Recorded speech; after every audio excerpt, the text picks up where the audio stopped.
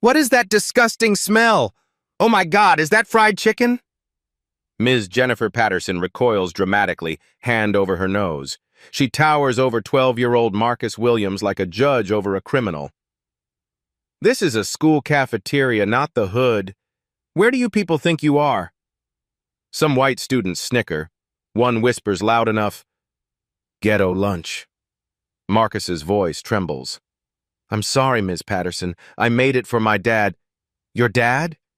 She grabs the tray with 2 fingers, holding it away from her body. "Well, your dad can eat garbage at home, not here." Around the cafeteria, black students freeze mid-bite, eyes down, silent. Patterson dumps everything into the trash. His mother's Tupperware clatters against the metal. "Maybe next time you'll bring real food, like normal people." Marcus sits motionless, watching his 3 hours of work rot in the garbage. Have you ever felt invisible while everyone watched you break? Marcus Williams lives in a modest 2-bedroom apartment 3 blocks from Lincoln Heights Middle School. The morning sun filters through thin curtains onto family photos covering every wall. His grandmother, Dorothy Williams, has raised him for 3 years. Since the cancer took his mother, Angela. Since his father deployed overseas with the Army. Colonel David Williams, commander of Fort Myer Military Base in Arlington, Virginia. 8 months deployed in Afghanistan. Coming home this Friday.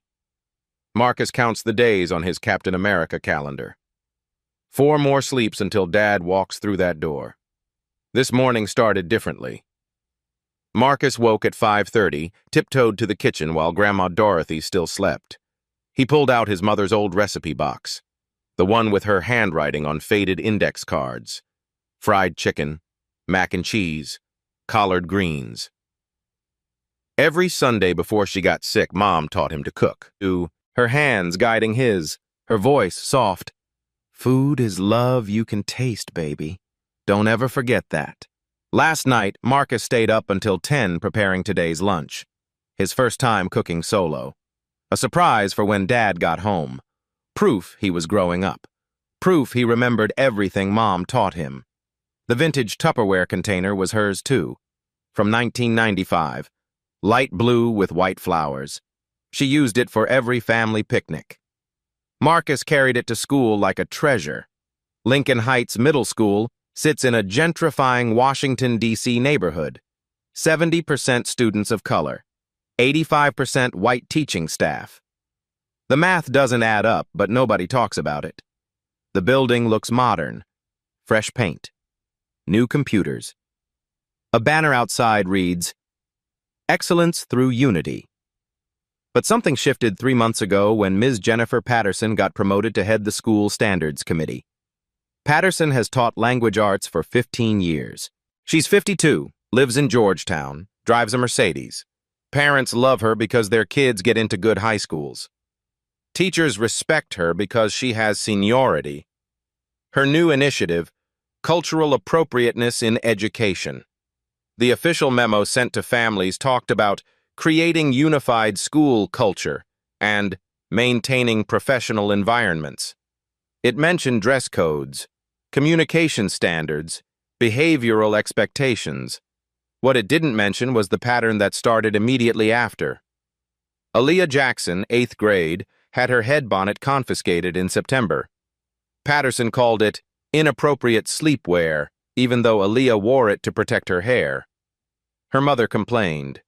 Principal Cartwright dismissed it. 2 weeks later, Jamal Davis got detention for wearing a durag. Patterson wrote him up for gang-related attire. His father, a Metro bus driver, came to school furious. Cartwright sided with Patterson. Miguel Hernandez brought his grandmother's homemade tamales in October. Patterson stopped him in the cafeteria line, told him the smell was too ethnic, and made him throw them away. Miguel's mother called the school. Cartwright said teachers had professional discretion. Keisha Thomas, 7th grade, brought jollof rice 2 weeks ago. Patterson made her dump it, saying it created unfair food environments for other students. Keisha cried in the bathroom for an hour. Raj Patel's mother sent curry last month. Same result. Patterson claimed the strong odors disrupted learning. But here's what nobody wrote down officially. White students bringing Italian food, Greek gyros, or Irish stew. Never questioned, never stopped, never thrown away. The pattern was clear to students. Crystal clear. But their parents' complaints went nowhere. 7 formal grievances in 3 months, all dismissed by Principal Dr. Helen Cartwright. Cartwright is 63, white, 20 years in administration. She built her reputation on supporting teacher autonomy and trusting professional judgment. Translation: she doesn't question white teachers, ever. This morning, Marcus arrived at school early. He carefully placed his container in the cafeteria fridge, behind the milk cartons where it would stay cold. He smiled the whole time. His best friend Tyler Brooks noticed immediately.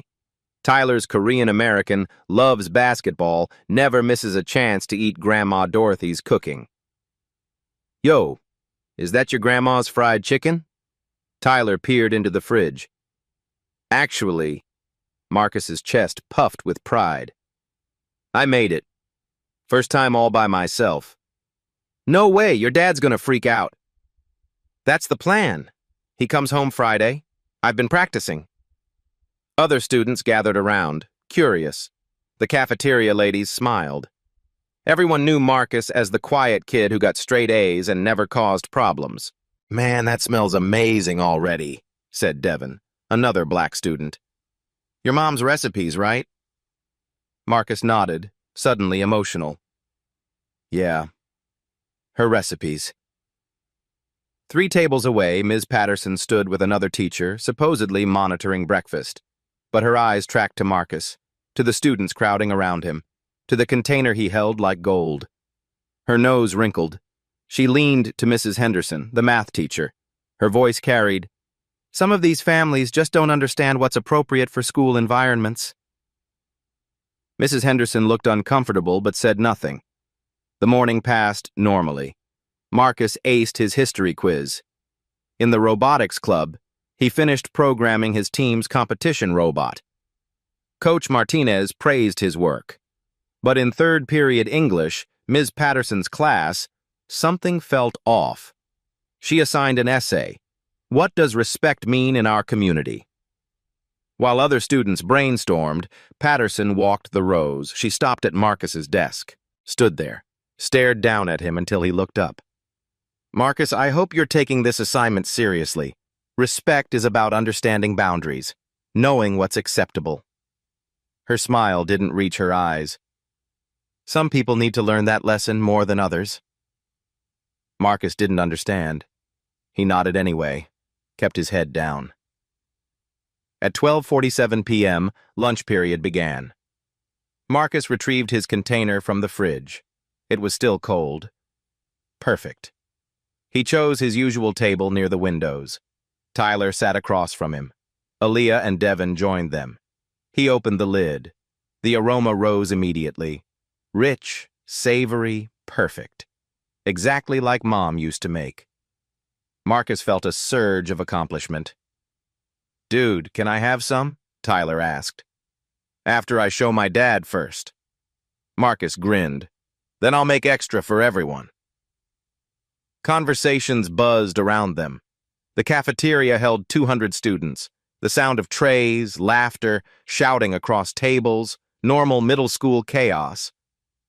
Marcus picked up his fork. That's when he noticed the silence spreading like a wave. Students stopped talking. Heads turned toward his table. Ms. Patterson walked across the cafeteria floor. Each step is deliberate, purposeful. Her eyes locked on Marcus. She didn't stop until she stood directly over him, close enough that her shadow fell across his tray. Tyler's fork froze halfway to his mouth. Aaliyah's eyes went wide with recognition. She'd seen this before. She knew what came next. Marcus looked up at Ms. Patterson's face, saw the disgust there, the contempt. His stomach dropped. "Marcus Williams." Her voice projected across the cafeteria. "What exactly is that?" Marcus's voice comes out smaller than he intended. "It's my lunch, Miss Patterson. I made it myself. You made it. She repeats his words like they're evidence of a crime. And did you get permission to bring this food to school? Permission? Marcus looks confused. It's just food. Like everyone else? Not like everyone else. Patterson's finger points at his tray. This is exactly the kind of thing we've been addressing. This smell. This display. Around them, phones emerge from pockets. Students sense something big happening. Tyler speaks up. Ms. Patterson, lots of kids bring food from home. Mr. Brooks, this doesn't concern you. She doesn't even look at Tyler. Her focus stays laser-locked on Marcus. Marcus tries again. My dad comes home Friday, from deployment. I wanted to surprise him. I don't care about your family plans. Patterson reaches down. Her hands grip both sides of his tray. What I care about is maintaining standards. Marcus's hand shoots out. Wait, that's my mom's container. But Patterson already lifted the tray. She turns toward the industrial trash bin. Her heels click against the tile. 10 steps. Every student is watching now. Ms. Patterson, please. Marcus stands. His voice cracks. My mom died. That container was hers. The crash of food hitting trash stops him mid-sentence.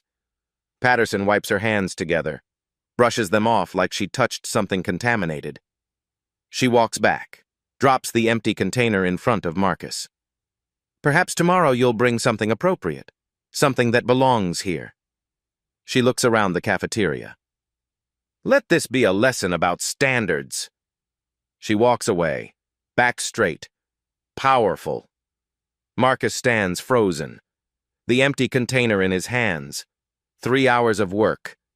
His first solo attempt, all rotting in garbage. Tyler jumps up. That's messed up. Marcus didn't do anything wrong. Aaliyah moves to Marcus's side. She did it again, 3rd time this month. Other black students approach, fear mixed with solidarity on their faces. Devin speaks. She threw away my sister Keisha's jollof rice 2 weeks ago. Miguel's tamales last month, another student says, called them too ethnic. Raj's curry, same thing. Tyler pulls out his phone. I recorded everything. This is discrimination. Marcus barely hears them. He stares at the container, runs his thumb over a small crack in the corner. That crack was there when Mom was alive. My grandma, I told her I'd take care of it. The bell rings. Students file out slowly. Some are sympathetic. Some were relieved it wasn't them. The white students who laughed avoid eye contact. Marcus doesn't move until Tyler touches his shoulder. We need to tell someone. They go to Principal Cartwright's office. Marcus clutches the container. The secretary looks up. Boys, you should be heading to class. We need to see Dr. Cartwright. Tyler's voice urgent. Ms. Patterson threw away Marcus's lunch and humiliated him. The secretary's expression shifts to pity. Dr. Cartwright is in a meeting. You'll need to wait. They sit. 5th period starts. They're late. 6 minutes. 10. 20. 40. The office door opens. Dr. Cartwright appears, glasses on a chain, looking annoyed. Yes? What's this about? Marcus stands, holds out the container. Ms. Patterson threw away my lunch. She said it was inappropriate, but other kids bring food. Ms. Patterson was enforcing school policy, Marcus. What policy? Tyler challenges. Show us the written policy. Young man, I don't appreciate your tone. Cartwright's eyes narrow. Ms. Patterson has 15 years' experience. She has professional discretion. Marcus feels desperate. She threw away my mom's container. My mom died 3 years ago. She had no right. I understand losing a parent is difficult. Cartwright's voice softens slightly but doesn't change. However, we cannot have students questioning teacher authority. Ms. Patterson made a professional judgment. A racist judgment, Tyler mutters. Cartwright's face hardens. That's serious. Do you have proof? Marcus thinks of all the incidents, all students of color, all cultural items, but no documents, just stories. Other students told me, hearsay isn't evidence. Cartwright checks her watch. You're both late now. This conversation is over. The door closes in their faces. Tyler pulls out his phone. I got the whole thing on video. Every word. What good does that do? We'll find out. In sixth period English, Patterson assigns an essay. What does respect mean in our community? She makes direct eye contact with Marcus. After class, she stops him. Marcus, I hope you learned something today about appropriate behavior. Marcus replies quietly. I learned something about you. Patterson's smile vanishes. Excuse me? Nothing, Ms. Patterson. He walks away. Outside, Tyler's already texting. The video is uploaded to the school group chat first, then wider. Marcus pulls out his phone, texts his grandmother. Grandma, can you call Dad? I need to talk to him. Her reply comes fast. Baby, he's on a mission. Come home Friday. What's wrong? Marcus stares at the screen. Types, nothing. It's okay. But his face says everything isn't okay. Thursday morning, Marcus wakes to his grandmother's voice in the kitchen. Tense. Worried. He creeps to the doorway. Dorothy sits at the table reading an email on her old laptop. Her hand covers her mouth. Grandma? What's wrong? She looks up. Her eyes show exhaustion. Baby, the school sent an email. They want a meeting. Today at 3. Marcus's stomach drops. A meeting? About what? Dorothy turns the laptop toward him. The subject line reads, Student Conduct Discussion Required, Marcus Williams. The email is from Ms. Patterson, copied to Principal Cartwright and the school counselor. Marcus reads over his grandmother's shoulder. Words jump out at him. Disruptive behavior. Defiance. Refusal to acknowledge school standards. Created a hostile environment in the cafeteria. They're saying I was the problem? Marcus's voice rises. She threw away my food. I know, baby, I know. Dorothy's jaw tightens. We're going to that meeting. We're going to sort this out. But her tone doesn't sound confident. It sounds defeated. Marcus gets ready for school in silence. His backpack feels heavier. Everything feels heavier. At school, the video has spread. Tyler's post from yesterday got 200 views overnight. Students Marcus barely knows approach him in the hallway. Yo, that messed up what Patterson did. My cousin had her last year. She's always like that to black kids.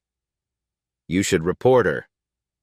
But some students avoid him completely, especially the white kids who laughed yesterday.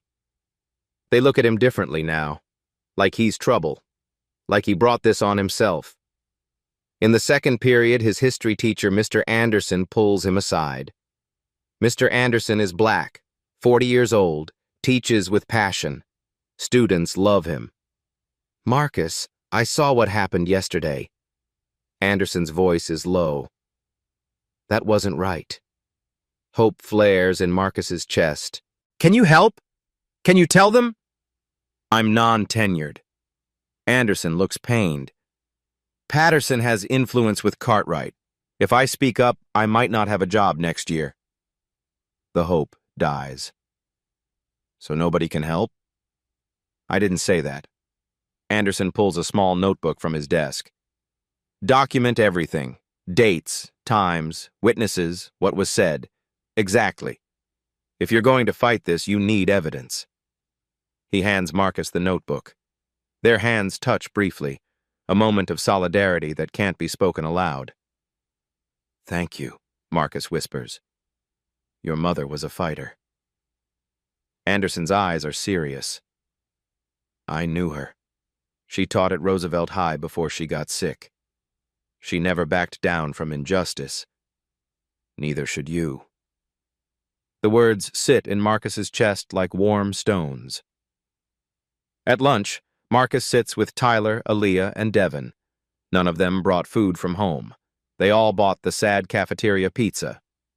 Marcus opens Anderson's notebook, starts writing. What are you doing? Aaliyah asks. Aaliyah, building a case. Marcus's pen moves fast. Ms. Patterson, September 15th, confiscated Aaliyah Jackson's bonnet. Called it inappropriate sleepwear. Aaliyah nods slowly. My mom complained. Nothing happened. September 28th, Raj Patel's curry. Patterson said strong odors disrupt learning. Marcus looks at Devin. Your sister, Keisha Thomas, October 10th, jollof rice. Devin leans in. She cried for 2 hours. My mom called the school 3 times. October 3rd, Miguel Hernandez, tamales, too ethnic. Marcus writes faster. And yesterday, November 6th, me. Tyler watches the list grow. That's 5 incidents in 2 months, all students of color. But white kids? Marcus's pen taps the paper. Nobody stops Emma's lasagna, or Connor's gyros, or that kid who brings Irish stew every week. The pattern is undeniable on paper, crystal clear. This is evidence, Devin says quietly. Real evidence. Marcus feels something shift inside him, not hope exactly, but purpose. The afternoon drags. In English class, Patterson is overly sweet to him, fake concerned. Marcus, I hope you're reflecting on yesterday's lesson, about respect and boundaries. Her smile is plastic. Some students need more guidance than others. She assigns extra homework, just to him, 3 additional essay questions about personal responsibility and accepting constructive criticism. After school, Marcus and his grandmother walk to the administrative building. Dorothy wears her church clothes, her good shoes, like she's going to court. They arrive at 2:55 p.m., 5 minutes early. The secretary leads them to a conference room. Principal Cartwright sits at the head of the table, Ms. Patterson to her right, the school counselor, Mrs. Reynolds, to her left, 3 against 2. Dorothy and Marcus sit across from them. The power imbalance is immediate, obvious. Thank you for coming, Ms. Williams. Cartwright's voice is professionally neutral. We wanted to discuss Marcus's recent behavioral concerns. Behavioral concerns? Dorothy's tone is careful. From what Marcus told me, Ms. Patterson threw away his lunch and humiliated him publicly. Patterson jumps in. With all due respect, that's not what happened. I was enforcing our cultural appropriateness initiative. Where is that policy written? Dorothy interrupts. Show me the handbook page. Cartwright shifts. It's part of our professional judgment framework. Teachers have discretion. Discretion to target my grandson? Dorothy's voice rises slightly. To throw away food he spent hours making in his dead mother's container? Silence hangs heavy. Patterson recovers first, opens a folder. Mrs. Williams, I've documented several concerning behaviors from Marcus. She slides papers across the table. Dorothy picks them up. Emails, all sent from Patterson to herself, all dated this week. November 6th, 3:15 p.m. Marcus made inappropriate comments after class. Direct quote, I learned something about you, said with a threatening tone. Marcus speaks up. I wasn't threatening, I just meant... Young man, the adults are talking. Cartwright's voice cuts like a blade. Dorothy's hand finds Marcus's under the table. Squeezes. Patterson continues. November 6th, 12:50 p.m., Marcus created a disruption in the cafeteria by bringing non-compliant lunch items, then arguing when corrected. He was 12 years old eating food his grandmother taught him to make. Dorothy's voice shakes with controlled anger. How is that non-compliant? Our initiative addresses foods that create uncomfortable environments. For who? Dorothy leans forward. Uncomfortable for who? Because my grandson's fried chicken made white students uncomfortable? The word hangs in the air. White. The thing nobody wants to say directly. Cartwright intervenes. Ms. Williams, let's not make this about race. It is about race. Dorothy pulls out her phone, shows Tyler's video. Watch this. Watch how your teacher speaks to my grandson. The room falls silent as the video plays. Patterson's voice comes through tinny but clear. This is a school cafeteria, not the hood. Mrs. Reynolds, the counselor, shifts uncomfortably. She's stayed silent until now. But Cartwright doesn't flinch. Ms. Patterson, perhaps your phrasing was unfortunate. But the core issue remains. Marcus needs to understand authority. Patterson nods. Exactly.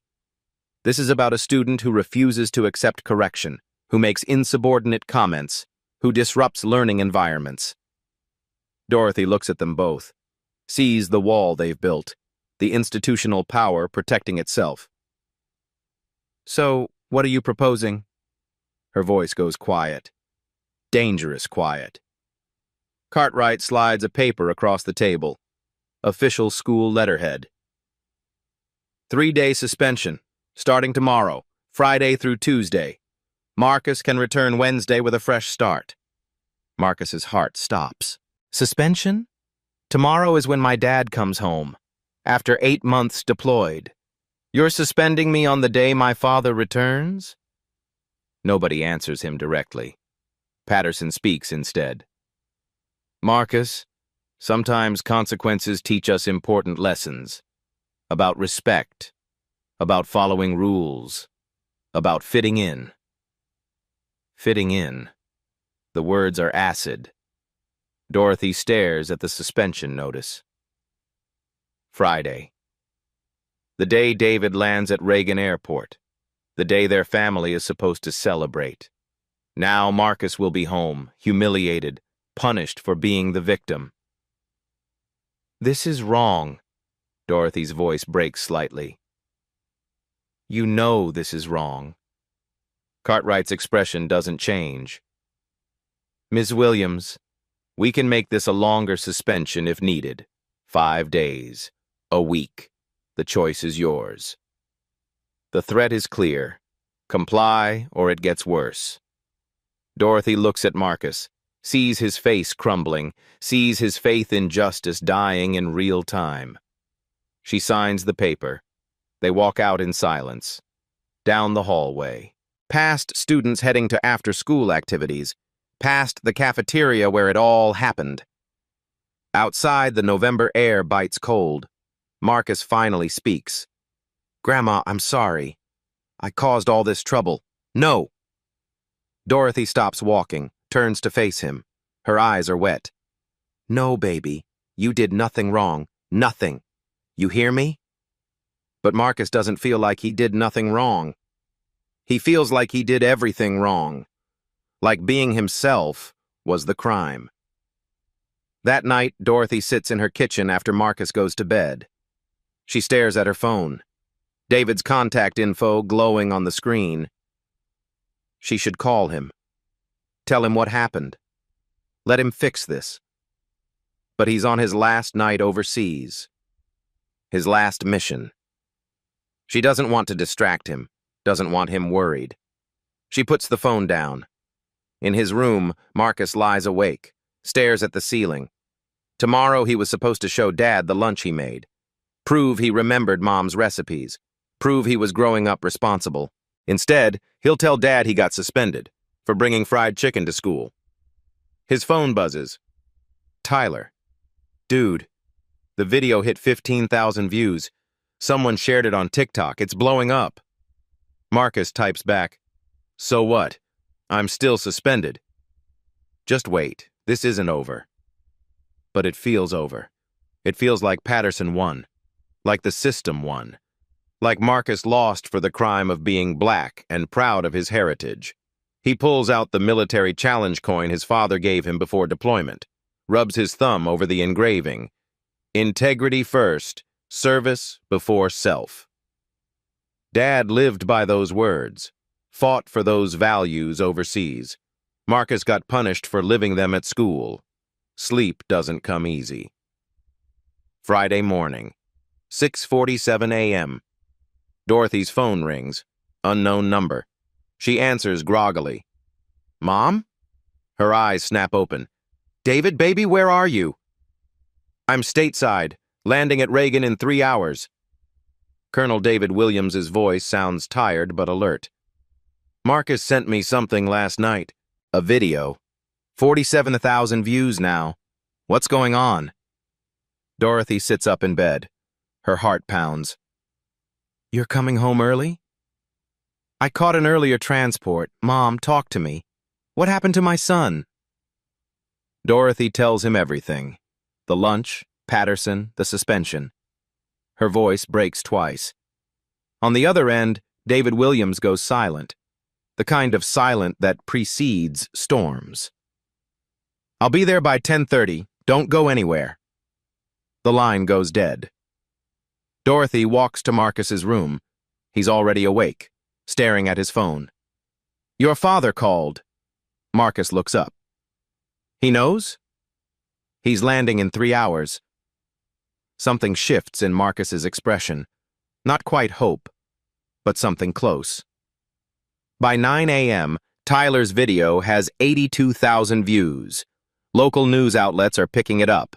Comments flood in. "This is discrimination, plain and simple. I went to this school. Patterson did this to me in 2019. Where is the school board?" School board member Jessica Martinez sees the video over morning coffee, spits it out. Immediately calls Superintendent Dr. Rachel Torres. Torres is already watching it, already furious. "Get our lawyer! Get HR! We're going to Lincoln Heights! Now!" At the school, Principal Cartwright's phone explodes with calls. District office, parents, media requests. All before 9:30 a.m. She calls Patterson. "Jennifer, do not come to school today. Do not speak to anyone. Stay home." Patterson's voice is shrill. "Helen, this is getting out of hand. We need to control the narrative." "There is no narrative to control. There's a video." Cartwright's professional composure cracks. "Just stay away." But the damage is already viral. At 10:15 a.m., a taxi pulls up to the Williams apartment. Colonel David Williams steps out in full Army dress uniform. Not fatigues, not casual dress. Full ceremonial uniform. Ribbons covering his chest. Brass gleaming. Command presence radiating from every inch. He's 42 years old, 6'2", broad shoulders that carried responsibility for 2,000 soldiers. Dark skin weathered by desert sun and mountain wind. Eyes that have seen combat and never flinched. Those eyes are focused now. Marcus opens the door, sees his father, breaks. They embrace in the doorway. David holds his son like he might disappear. 8 months of distance collapsing into one moment. "I'm sorry, Dad. I ruined your homecoming." "Stop." David pulls back, looks Marcus in the eyes. "You did nothing wrong. Nothing. You hear me?" Marcus nods, tears streaming. Dorothy appears. David hugs her too. Brief. Tight. "Where's the school?" "David, maybe we should—" "Where's the school, Mom?" She tells him. 3 blocks. David adjusts his uniform, checks his reflection. Every detail is perfect. Every ribbon aligned. This isn't just a father going to school. This is a commander going to war. "Let's go." They walk. All 3 of them. November sun struggling through clouds. The neighborhood is quiet. Lincoln Heights Middle School looms ahead. At 10:45 a.m., Colonel David Williams walks through the front doors in full dress uniform. The effect is immediate. Students in the hallway stop. Conversations die mid-sentence. Every eye turns. "Is that a soldier?" Full uniform. Look at all those ribbons. That's Marcus's dad. Oh my God, that's Colonel Williams from Fort Myer.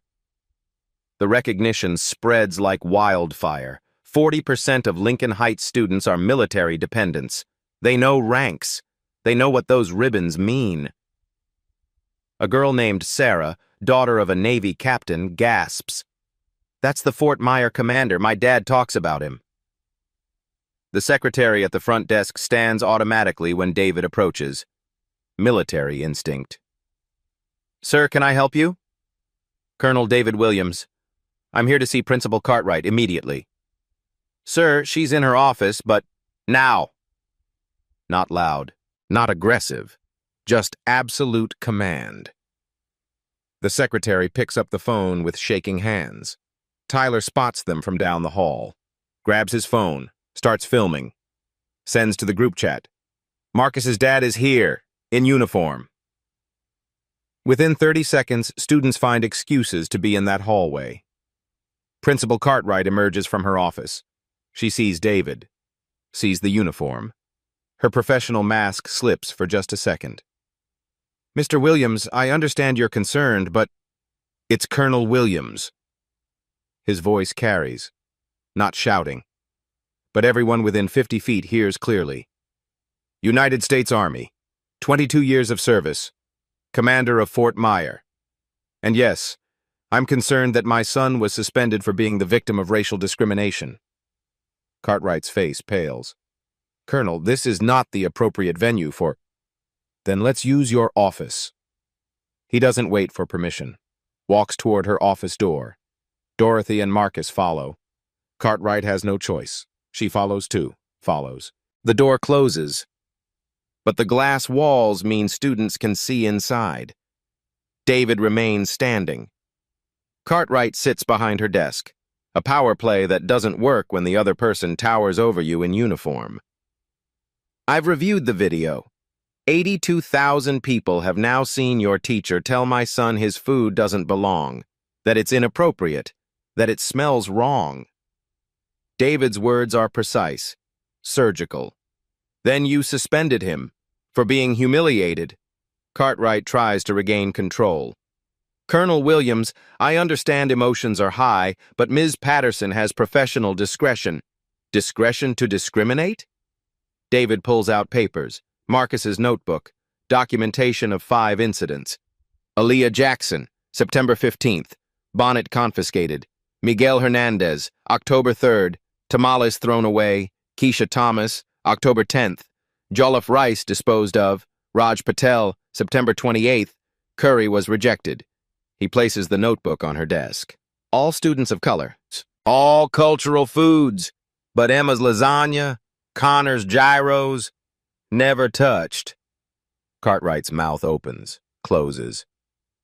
That's not discretion. That's a pattern. That's a Title VI violation. David leans forward slightly. And you enabled it by dismissing 7 complaints in 3 months. Colonel, you can't just... I command 2,000 soldiers at Fort Myer. I answer to the Secretary of Defense. I'm responsible for Arlington National Cemetery operations. His voice drops lower, more dangerous. And I will not let my son be punished for eating fried chicken at school. A knock interrupts them. The door opens without waiting for permission. Superintendent Dr. Rachel Torres walks in. Latina, 53, carrying authority like armor. Behind her, the school district attorney and HR director. Cartwright stands. Superintendent Torres, I wasn't expecting... No, you weren't. Torres's voice could cut steel. Because you were too busy defending discrimination to call me. She turns to David, extends her hand. Colonel Williams, I'm Dr. Rachel Torres, superintendent. I owe you and your family a profound apology. David shakes her hand. Firm. Brief. Superintendent. Torres turns to Cartwright. Where is Ms. Patterson? I told her to stay home. You told an employee under investigation to avoid accountability? Torres's eyes flash. Call her. Now. Tell her to be here in 20 minutes or she'll be terminated for insubordination. Cartwright picks up her phone with trembling hands. Make the call. Torres addresses David and Marcus. I've spent the morning reviewing documentation. 7 formal grievances dismissed, 15 informal complaints ignored. A clear pattern of targeting students of color. She looks at Marcus. You documented this. That's exceptional work. Marcus speaks quietly. My history teacher gave me the notebook. Said evidence matters. Mr. Anderson, Torres nods. Smart man.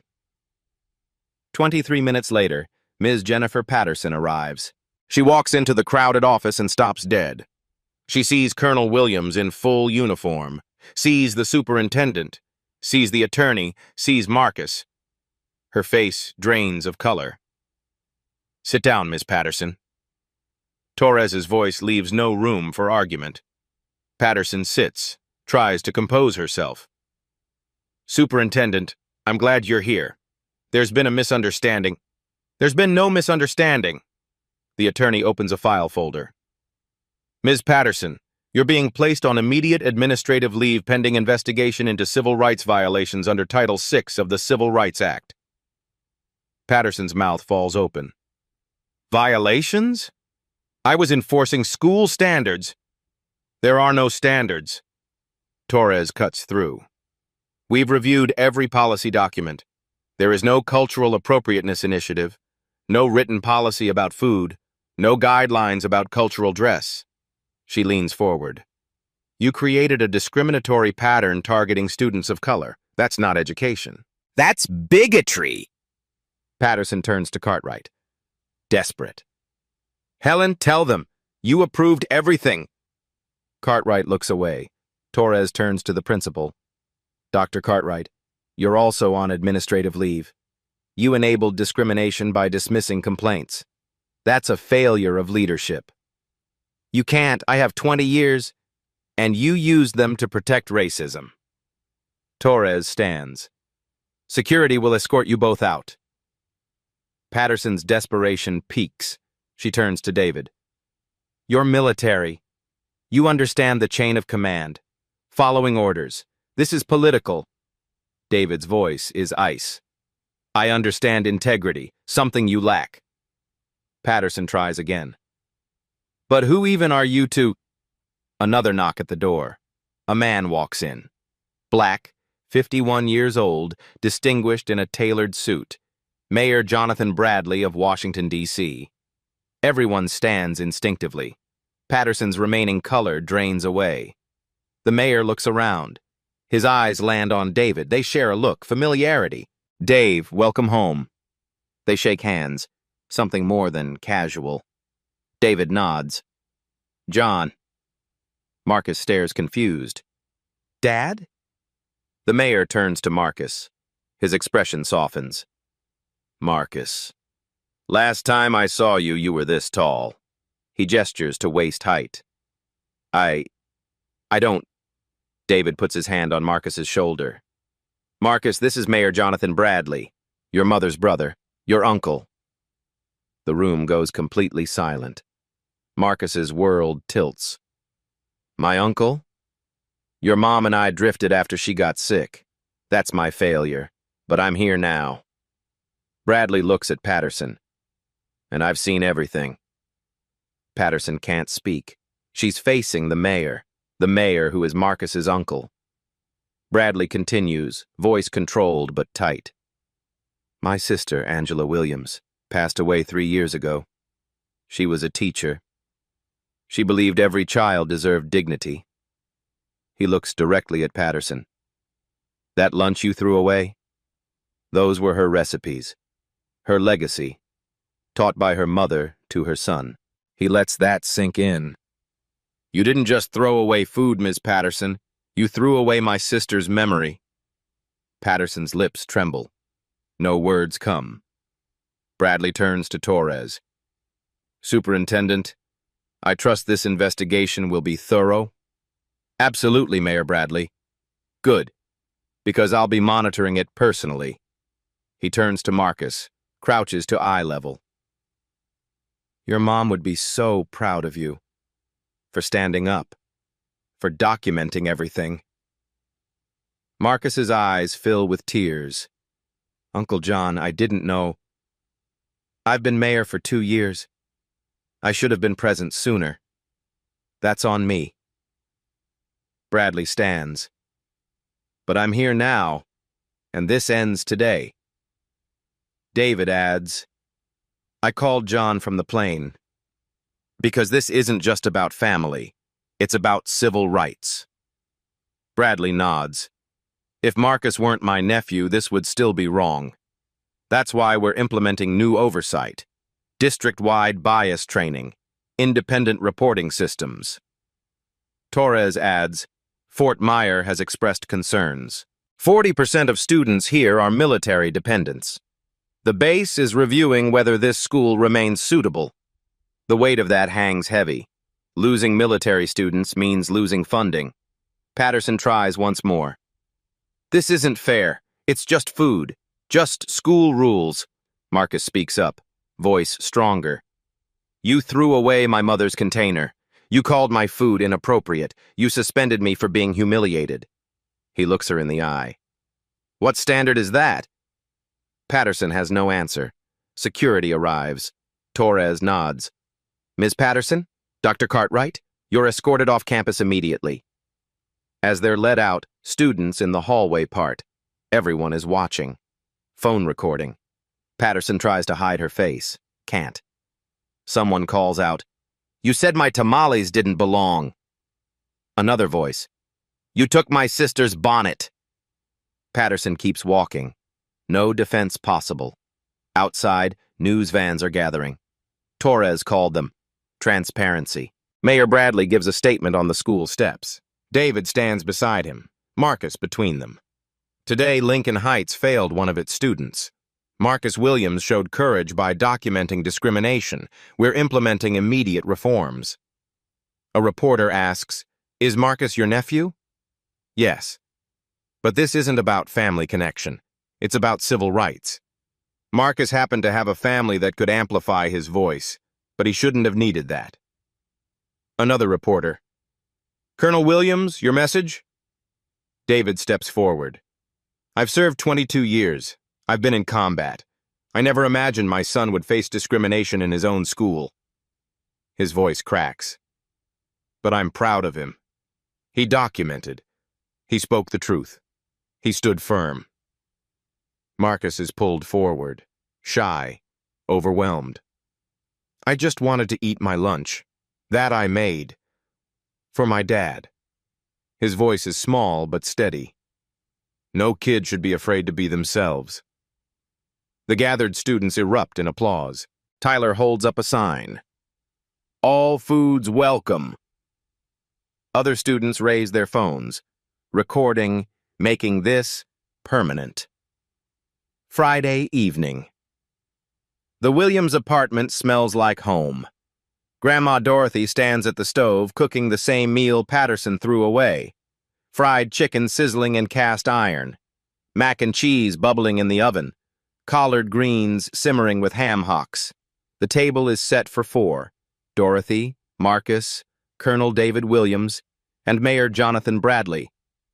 Bradley arrived an hour ago with old photo albums, pictures of Angela when she was young, before the sickness. Mom D, this smells even better than I remembered. Bradley uses the nickname from childhood. Don't you sweet-talk me, Jonathan Bradley. Dorothy points her wooden spoon at him. You stayed away too long. I know. I'm sorry. His voice carries regret. After Angela died, I couldn't face how much Marcus looked like her. David places his hand on Bradley's shoulder. You're here now. That's what matters. They sit. Pass plates. The food is perfect, exactly like Angela used to make. Marcus takes a bite of chicken, closes his eyes. This tastes like Mom. The table goes quiet, remembering quiet. Bradley opens a photo album, points to a picture. Young Angela, maybe 25, wearing a teacher's lanyard. Your mom loved teaching. She believed every kid deserved to feel safe at school. He looks at Marcus. She got suspended once, you know. Marcus's eyes widen. Mom? Suspended? 8th grade. She wore a traditional African dress. The principal said it was disruptive, so she wore it every day for a month until they changed the policy. David laughs. She never told me that. She was saving it. Wanted to tell Marcus when he was old enough to understand what standing up means. Marcus looks at the photo, sees himself in his mother's expression. I think I understand now. Dorothy squeezes Marcus's hand. Your mama would be so proud, baby. They eat, share stories, laugh about Angela's terrible singing and fierce love. For the first time in 3 years, grief feels less like drowning and more like remembering. After dinner, Bradley pulls Marcus aside. They sit on the balcony. Your documentation, Marcus. That notebook. That's paralegal level work. Bradley's tone is serious. Ever thought about law? Marcus shrugs. I like robotics, building things. You can do both. Justice needs technical minds. Bradley pauses. What did you did? That's what lawyers do. Gather evidence, build cases, speak truth to power. Marcus considers this. Mr. Anderson said evidence matters more than anger. He's right, and he's getting tenure now. I'm making sure of it. Really? Really. Teachers who stand up deserve protection. Marcus looks out at the neighborhood. Lights in windows, families settling in. Uncle John, what happens to Ms. Patterson? Bradley takes a breath. Investigation takes 6 weeks. If violations are confirmed, and they will be, she'll be terminated. Might face lawsuits. Will she go to jail? Probably not. Discrimination usually isn't criminal unless violent. But she'll lose her career, her power to hurt kids. Marcus nods slowly. Is that enough? I don't know. Justice is complicated. Punishment isn't the same as healing. Bradley looks at him. But she can't teach anymore, can't hurt anyone else. That matters. Silence for a moment. She wrote you a letter, through her lawyer, asking to apologize in person. Marcus tenses. I don't want to see her. You don't have to. That's your choice. Bradley's voice is gentle. But if you change your mind, that option exists. For you, not for her. Monday morning, Marcus returns to Lincoln Heights. Suspension lifted by emergency order Sunday evening. Dorothy walks him to the entrance, squeezes his hand. You got this, baby. Marcus takes a breath, walks through the doors. The hallway erupts in applause. Students line both sides, clapping, cheering, signs everywhere. Welcome back, Marcus. Justice served. Tyler rushes up, nearly tackles him.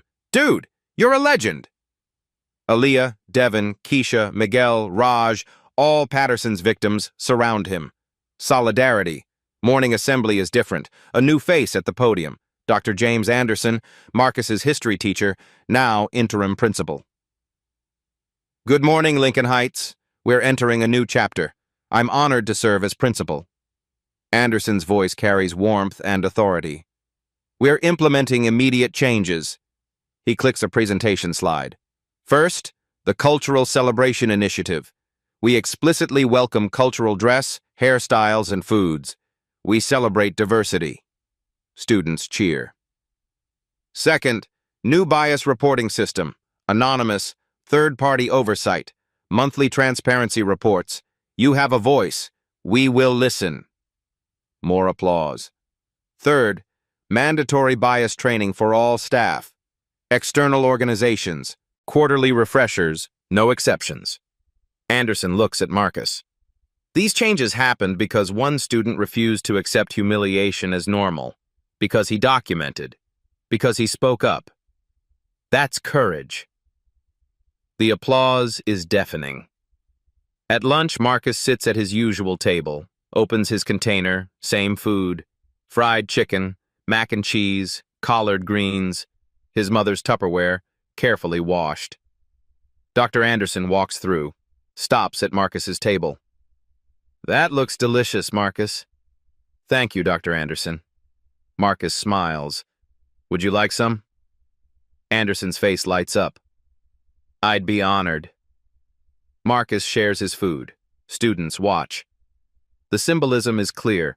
Food as a bridge, not a barrier. Other students pull out cultural foods they'd hidden before. Tamales, jollof rice, curry, dumplings, injera, plantains, banh mi. The cafeteria transforms into a diversity showcase. One white student looks at her sandwich. "This is boring. Can someone teach me?" Keisha grins. "My mom's teaching a cooking class. You should come." Bridges building in real time. Tyler nudges Marcus. "You changed the whole school." Marcus shakes his head. "We all did. Together." 2 weeks pass. Investigation concludes. Results made public. Ms. Patterson. 23 documented incidents over 4 years. Terminated. Teaching license under review. 3 families file lawsuits. Dr. Cartwright. Early retirement instead of termination. Forfeits pension bonus. Barred from administration. Both required 200 hours restorative justice training. Patterson writes a letter. Hand-delivered through her attorney. Marcus holds it 3 days before opening. "Marcus, I cannot undo what I did. I was wrong in my thinking, assumptions, abuse of power. You deserved better. I have much to learn. I hope someday to earn the chance to apologize in person. I don't expect forgiveness, but I want you to know I'm trying to be better. You were braver at 12 than I've been in my entire life." JP. Marcus reads twice, folds it, puts it in his drawer. He doesn't respond. Not yet. Maybe never. That's his choice. His power. Sunday afternoon, 3 weeks later. The Williams family stands at Greenlawn Cemetery. Angela's grave under an old oak. David, Dorothy, Marcus, Uncle John. Marcus places a plate of food on the headstone. The meal that started everything. "We did it, Mom."